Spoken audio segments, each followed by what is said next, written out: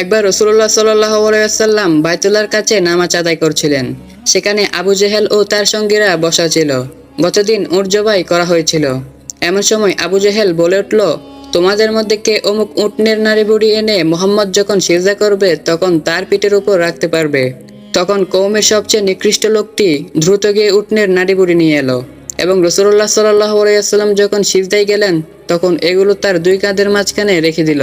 বর্ণনাকারী বলেন, তারা নিজেরা হাসতে থাকলো। হাসতে হাসতে একে অন্যের উপরে হেলে পড়লো। আমি দাঁড়িয়ে দাঁড়িয়ে দেখছিলাম।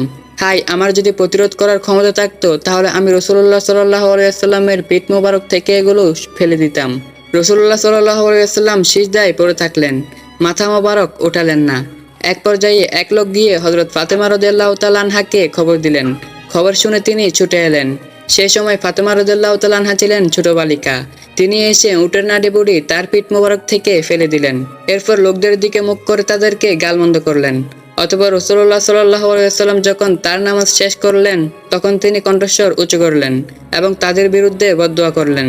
রাসূলুল্লাহ সাল্লাল্লাহু আলাইহি ওয়াসাল্লাম যখন দোয়া করতেন তখন তিনি 3 বার করতেন এবং যখন প্রার্থনা করতেন তখনও 3 বার করতেন। এরপর বললেন, ইয়া আল্লাহ, আপনি কুরাইশকে ধ্বংস করুন। এভাবে 3 বার বললেন। তারা যখন তার কণ্ঠস্বর শুনতে পেল তাদের হাসি মিলিয়ে গেল এবং তারা তার বদদোয়াকে ভয় পেল। এরপর তিনি বললেন, ইয়া আল্লাহ, আবু জাহেল, উতবা, সাইবা, ওয়ালিদ, উমাইয়া ও উকবাকে ধ্বংস করুন।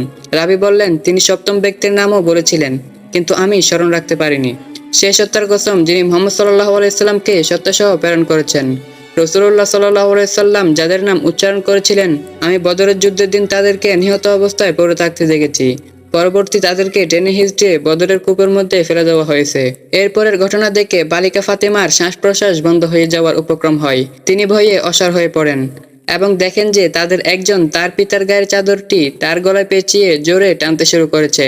এভাবে আবু বকর রাদিয়াল্লাহু তাআলা আনহু সেদিন নিজের জীবন বিপন্ন করে পাষণ্ডদের হাত থেকে মুহাম্মদ সাল্লাল্লাহু আলাইহি সাল্লামকে ছাড়ালেন।